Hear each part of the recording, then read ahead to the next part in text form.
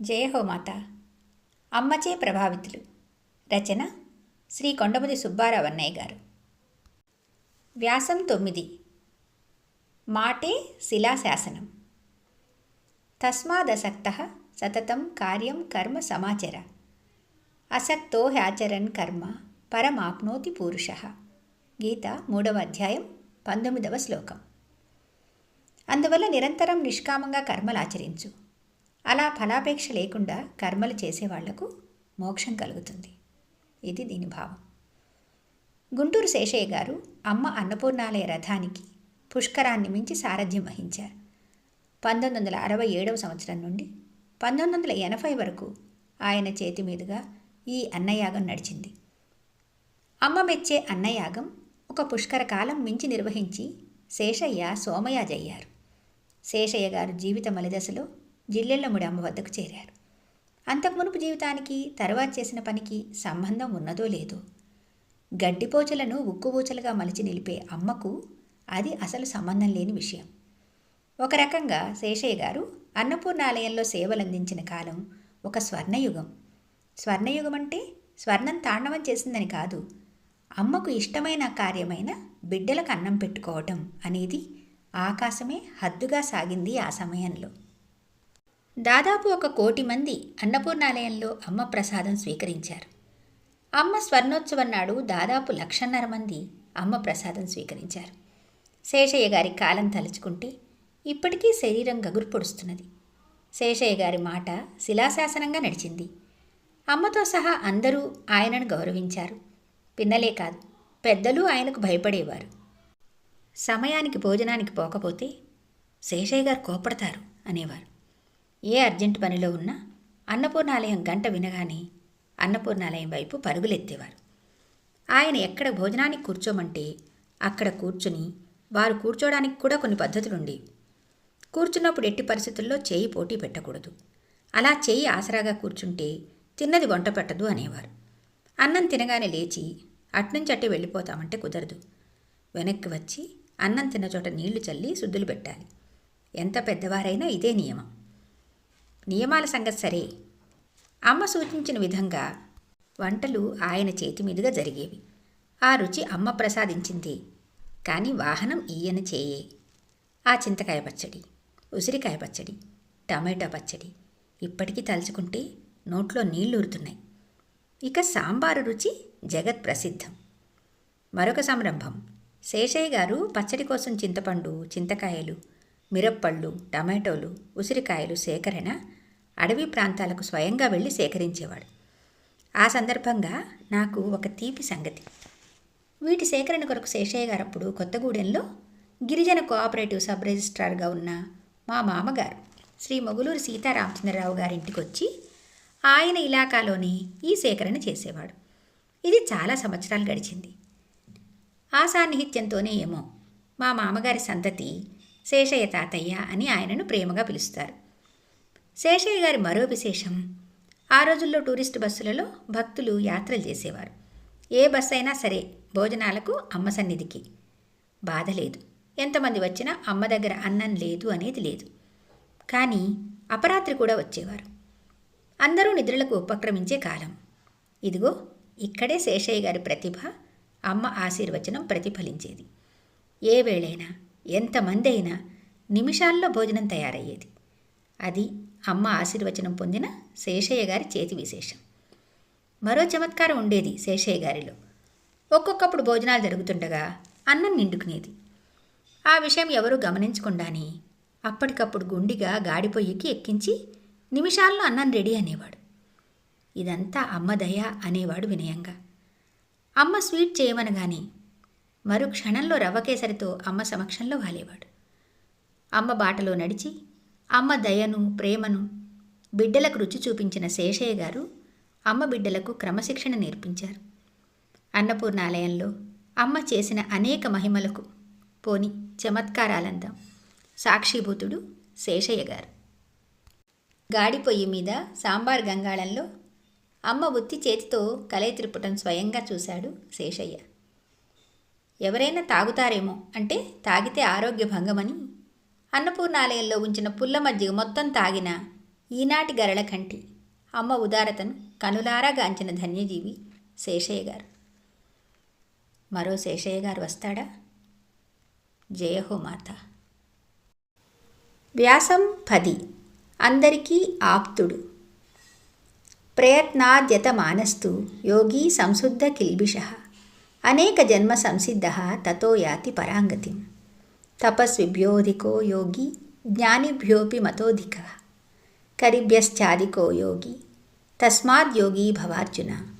గీత 6వ అధ్యాయం 45-46 శ్లోకాలు. పట్టుదలతో ప్రయత్నించే యోగి పాప విముక్తుడై అనేక జన్మలకు సంబంధించిన సాధనా సంపర్కం వల్ల యోగసిద్ధి, తరువాత మోక్షఫలం పొందుతాడు.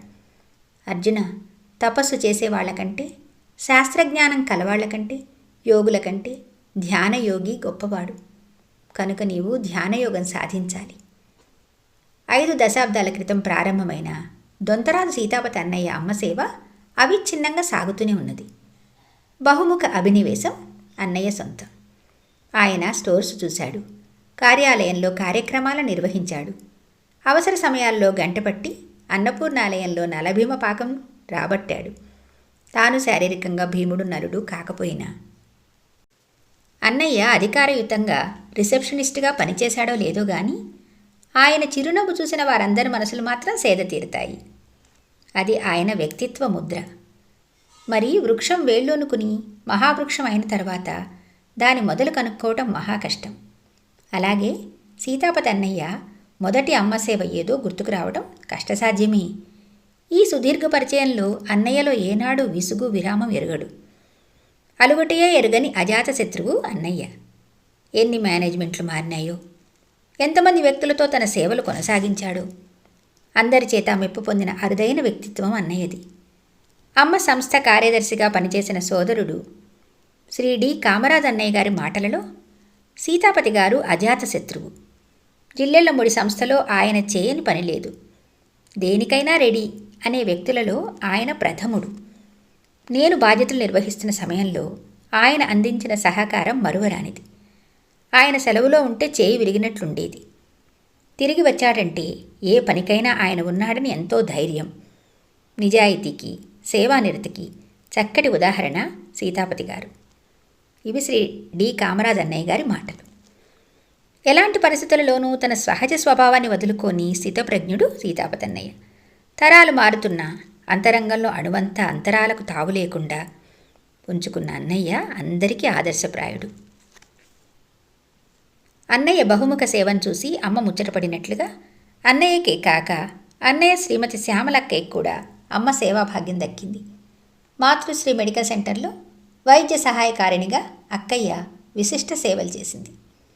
తనయులిద్దరూ అమ్మ పాద సన్నిధిలోనే విద్యాభ్యాసం చేసి నేడు జీవయాత్ర విజయవంతంగా చేస్తున్నారు. అమ్మ దయ వీరి కుటుంబంపై మరింత ప్రసరించుగాక.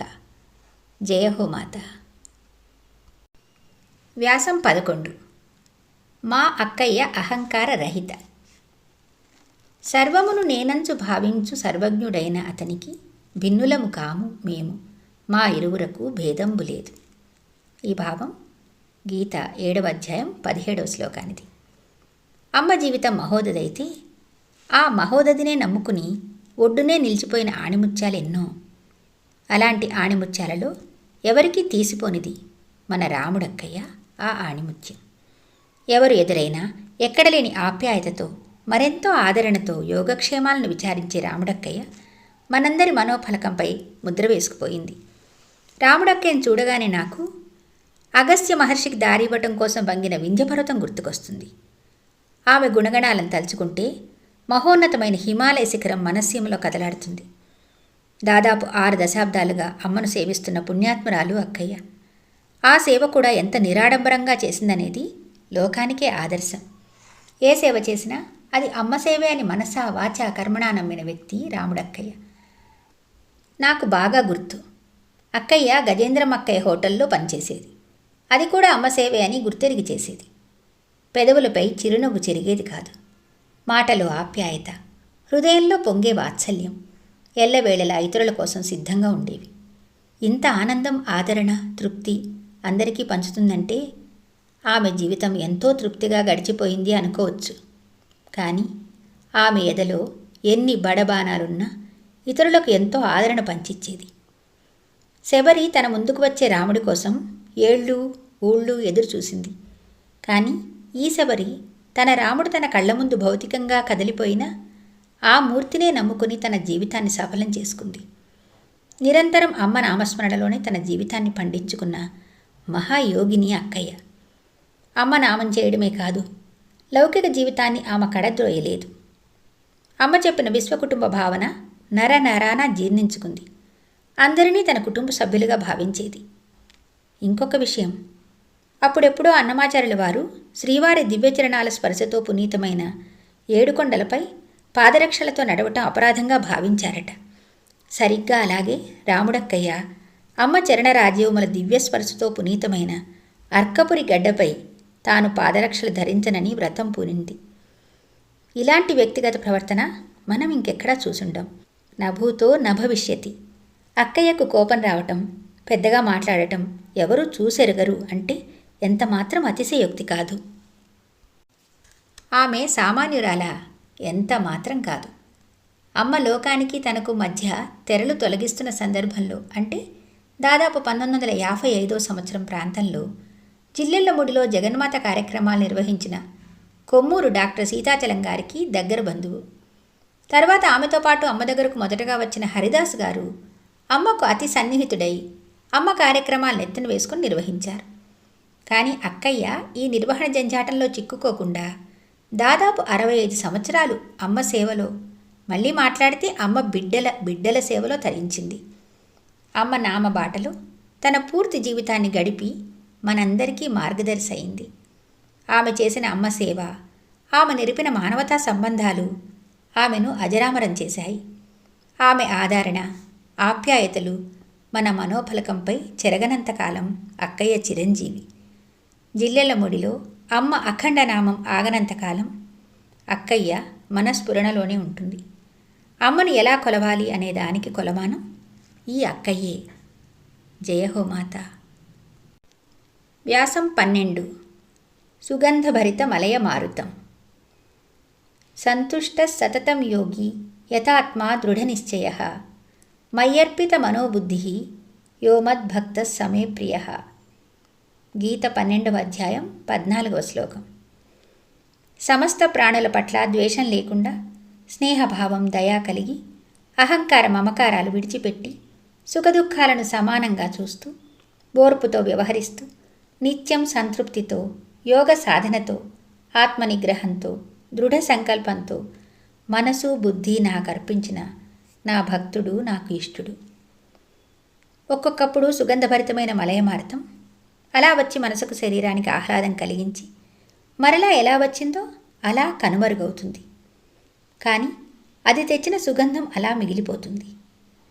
జిల్లెళ్లముడికి అలా వచ్చిన సుగంధభరిత మలయమారుతం శ్రీ శ్రీ శ్రీ అవధూతేంద్ర సరస్వతి స్వామీజీ శిష్యులు శ్రీ కారంచేడు శ్రీరామ్ గారు.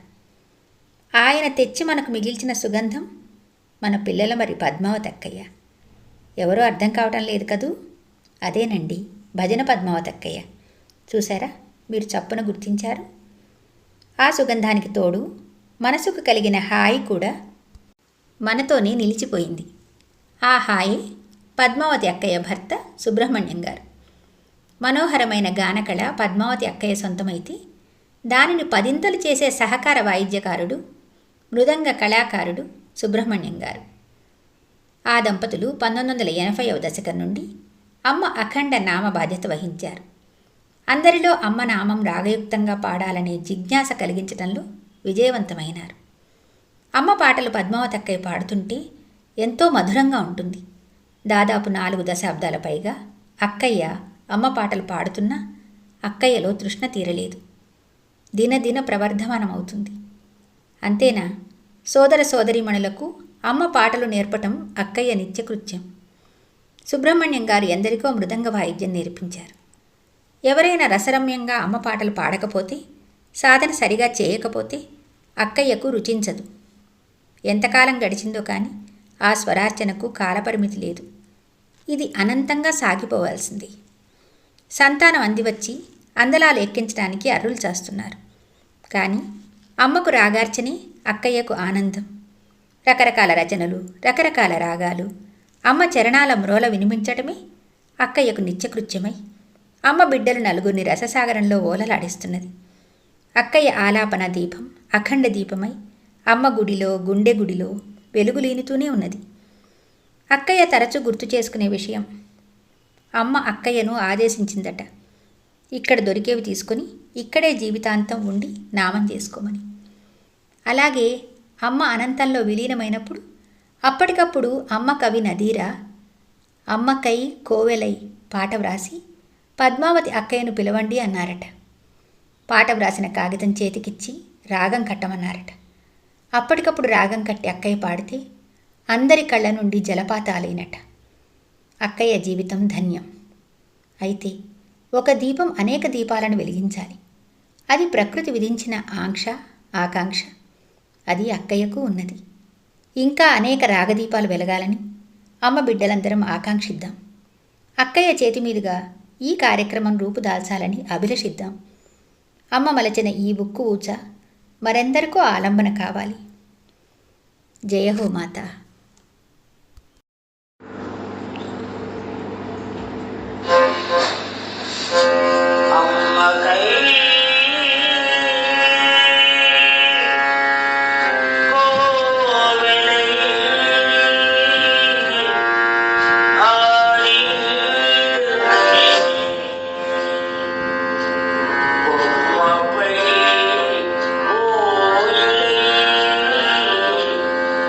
నే